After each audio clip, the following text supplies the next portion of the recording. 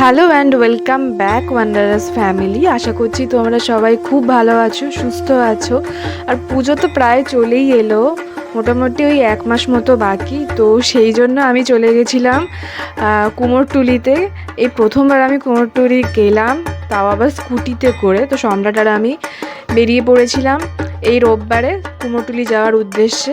আর যেতে যেতে দেখলাম ওয়েদারটাও খুব সুন্দর, মেঘলা করে আছে। তো সকালের দিকে যাওয়াটা সমস্যা হয়েছিল বলেই আমরা বিকেলের দিকে রওনা দিলাম। তাও কটা হবে, মোটামুটি ওই 3:30 নাগাদ আমরা রওনা দিয়েছিলাম। তো শ্রীরামপুর থেকে বেশিক্ষণ লাগে না, আর মোটামুটি ওই 40-45 মিনিটের মধ্যেই পৌঁছে যাওয়া যায়। আর আমি এই প্রথমবার কুমোরটুলি যাচ্ছি, তাই জন্য আমি খুব এক্সাইটেড ছিলাম। আর অনেক বছর ধরেই ভাবছিলাম যাব কিন্তু যাওয়া আর হয়ে উঠছিল না। তো ফাইনালি এই বছর সেটা পসিবল হলো। ইচ্ছা ছিল শাড়ি পরে যাওয়ার, কিন্তু এই গরমে আর সত্যি ইচ্ছা হলো না। আর ভাবলাম যদি বৃষ্টি হয় তো মুশকিল হয়ে যাবে, তো এমনি নর্মাল কুর্তি পরে সেজেগুজে এলাম।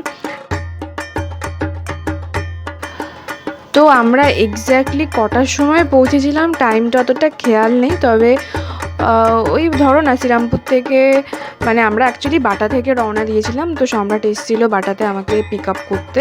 তো বাটা থেকে মোটামুটি আধ ঘন্টা মতোই লেগেছিল, শ্রীরামপুর থেকে 40 মিনিট মতো লাগে।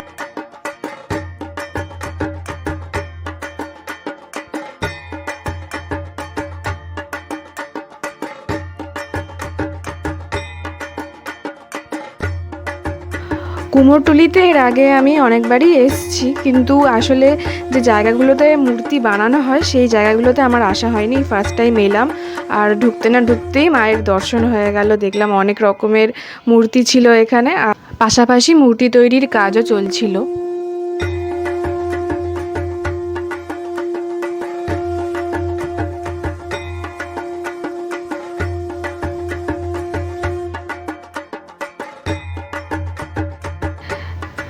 এরপর ওখান থেকে আমরা বেরিয়ে গেলাম মেন গলিটার উদ্দেশ্যে, যেখানে অ্যাকচুয়ালি সব রকমের প্রতিমা রাখা আছে। আর যেতে যেতে দেখতে পেলাম যে এরকম অনেক ধরনের মূর্তি এখানে তৈরি করা হয়েছে, যেরকম এই গণেশ ঠাকুরের মূর্তিটা। আসলে আমি এখানে কিছুই চিনি না, তো সম্রাটই আমাকে চিনিয়ে নিয়ে যাচ্ছে। এই রাস্তাগুলোতে আমি মানে কিছু চিনতে পারবো না, এত সরু অলিগলি, আর এত গলি যে কোনটা কোথায় যাচ্ছে পুরো গুলিয়েই যাচ্ছে সত্যিকার।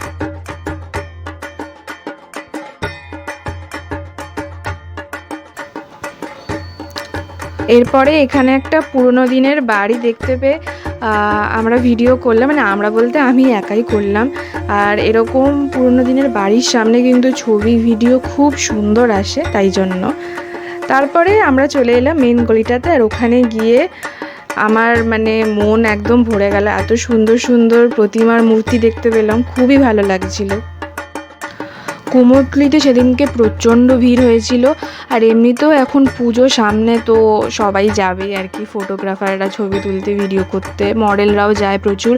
আর তাছাড়া অনেকে ঠাকুর কিনতেও যায়। তো সেদিনকেও খুবই ভিড় ছিল। আর এমনিতেই ওখানের গলিগুলো এত সরু যে ভালো মতো হাঁটার জায়গাও পাওয়া যায় না। আর এমনিও যে জায়গাগুলোতে প্রতিমা রাখা হয়েছে সেই জায়গাগুলো খুবই সরু, ওখানে ঢুকে ছবি তোলা, ভিডিও করাও খুব সমস্যা হয়ে যায়। তো খুব সাবধানেই ঢুকতে হচ্ছে, নয়তো একটু এদিক থেকে ওদিক হয়ে গেলে ঠাকুরের মূর্তি ভেঙে যাওয়ার আশঙ্কা থাকে।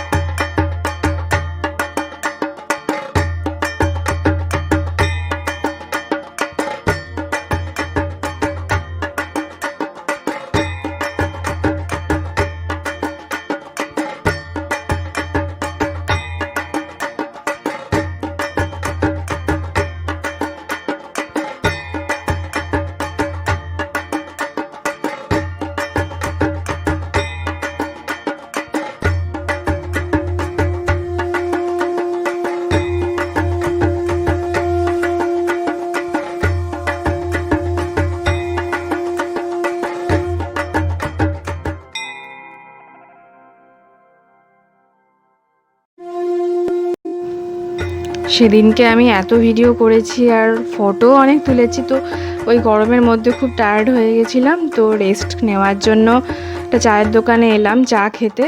আর এসে দেখলাম যে এনার চায়ের দোকানটা বেশ ভালোই ফেমাস, প্রচুর সেলিব্রিটির সাথে ছবি রয়েছে।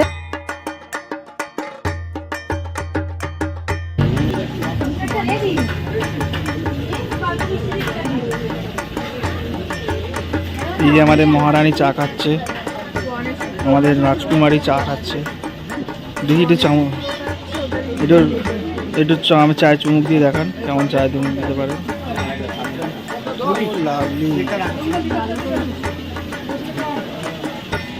দেখি। আর এই গণেশের মূর্তিটা দেখো, আমি এখানে যতগুলো ঠাকুর দেখলাম তার মধ্যে তো আমার এই মূর্তিটাই সব থেকে বড় লাগলো। অনেক বড় মূর্তি, আর শিল্পী কি সুন্দর করে চোখটা আঁকছে সেই মুহূর্তটা তুলে ধরলাম তোমাদের সামনে। এটা আশা করছি মুম্বাইতে হয়তো পাঠানো হবে গণপতি পুজোর উদ্দেশ্যে। তো খুব সুন্দর লাগলো আমার মূর্তিটা। এত বড় গণেশ আমি মনে হয় আমার লাইফে ফার্স্ট টাইমই দেখলাম, হ্যাঁ প্রথমবারই দেখলাম। ভীষণ ভালো লাগছিল এই জায়গাটাতে এসে।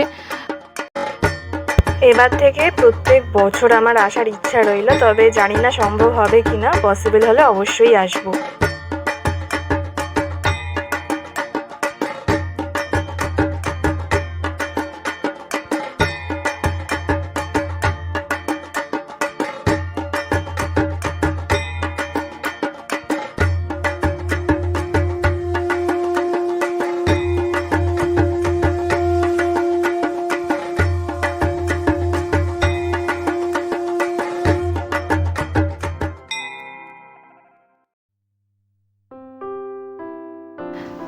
এরপরে আমরা গেলাম ওই গঙ্গার ঘাটে বসতে, কারণ ওখানে এতক্ষণ দাঁড়িয়ে দাঁড়িয়ে ভিডিও করে ফটো তুলে হাঁপিয়ে গেছিলাম।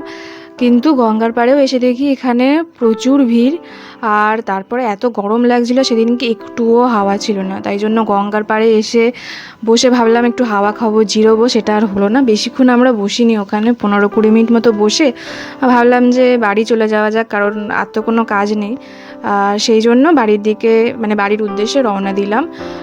ওই 6:30 নাগাদ হয়তো আমরা ওখান থেকে রওনা দিয়েছিলাম।